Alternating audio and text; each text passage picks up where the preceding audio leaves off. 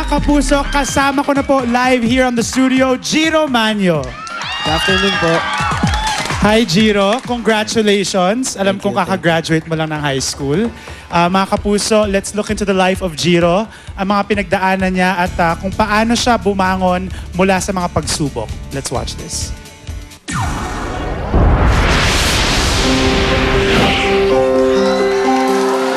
Tay, galit pa po ba kayo sa akin dahil bobo po ako? He was once seen as one of the most promising young actors of his generation.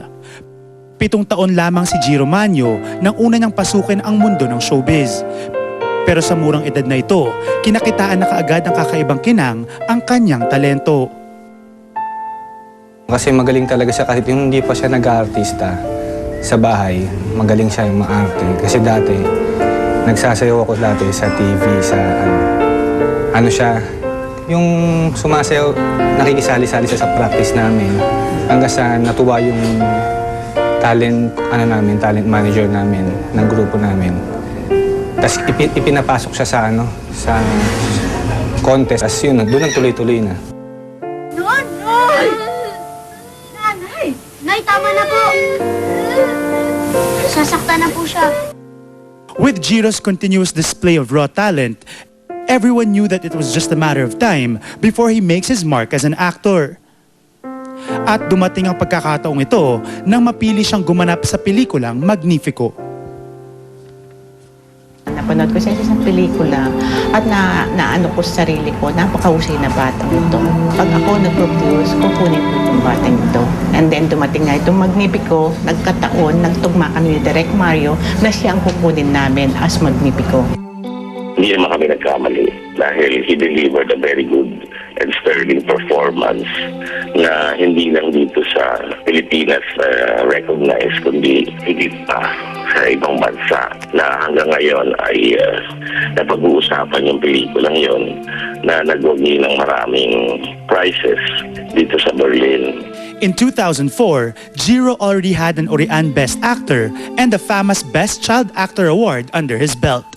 Bukod pa sa mga pagkilalang inani ng naging performance niya sa Magnifico sa iba't ibang international film festivals all over the world. Siyempre, proud ako no.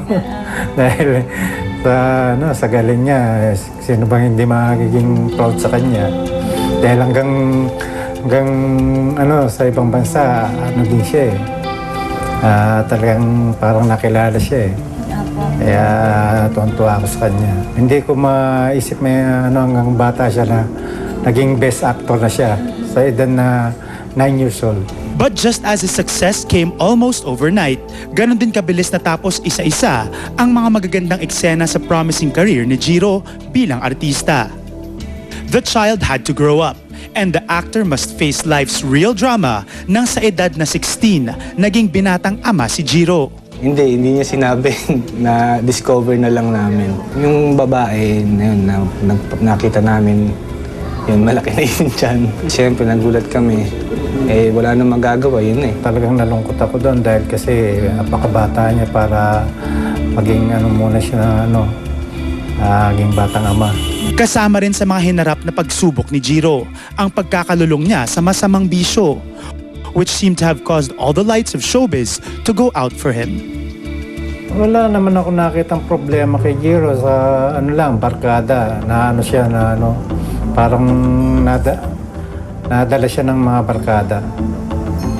Dahil kasi nung nasaan si Jiro hindi ko makitang gumagawa ng gano'n si Jiro Nung that time na bumukod na lang siya, doon ko na gumagamit na pala siya ng bawal na gamot. I think I was the first na naging casualty ako nung problema niya yun dahil nung ko siya, tinulungan ko siya na ipasok sa isang show natin sa GMA, yung Little Star. Nagkaroon ng problema na hindi niya sinipot. So, I felt na nagkaroon ng pagkatotoo yung pinala that he was into drugs saka yung masasamang issue. So, after that, nagkaroon kami ng hindi pagkakaunawaan. Pero sa tulong na rin ng pamilya niya, Nagawa ni Jiro na unti-unting bumangon mula sa pagsubok na ito, which started when he volunteered to go to rehab. Si Jiro na mismo, sinabi sa akin na dalhin ko na siya sa rehab. Kasabay nung nasa rehab siya, nag-aaral siya. Kaya natuwa rin ako nung nakatapos siya ng pag-aaral. Natuwa na ako nung dahil kasi siya naman mismo nag-ano sa sarili niya. Na hindi katulad ng iba dyan na pagka talagang napapariwala.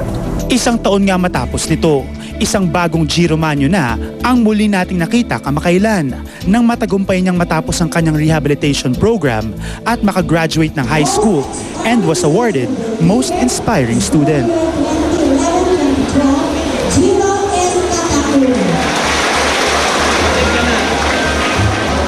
Gusto niya rin talaga na makatapos ng high school eh. So, parang fulfillment sa kanya yun na, na nakatapos siya ng high school. The same time yun, kasabay nung pagbabago niya. Pinakamaganda rito, Jiro's okay now. Jiro graduated from high school. So nalagpasan niya na maraming pagsubok. And I'm sure mas naging mabuti at naging mas matatag na tao si Jiro. And as Jiro gets ready for another shot at a bright future, tila handa na rin naman ang showbiz na bigyan ng take 2 si Jiro sa kanyang career bilang aktor. Para sa isang katulad ni Jiro, napagaling na artista, napagaling na aktor. Bata pa lang yan, nakikitaan na talaga ng galing. Sa comedy noon, nung kasama namin siya, tapos nag-magnifico siya. Magaling na actor si Jiro, kaya sigurado ako, meron laging po ang isang Jiro Manyo sa industriya na to. I'm very, very delighted. Maski na ito ang paglabas niya ito. Ako na, inayos na namin lahat. And then, pati yung paghingi ng tulong sa lahat ng tao, sa mga kasamahan natin sa entertainment, sa buong madla na sana. Everybody is supportive of him. Sana mabigyan ng pagkakataon ulit. Everybody deserves a second chance. So, I definitely agree with Direk Mario J. Anong gusto mong sabihin dun sa mga taong nagsalita tungkol sa'yo? Hindi ko alam kung paano po sila mapapasalamatan. Pero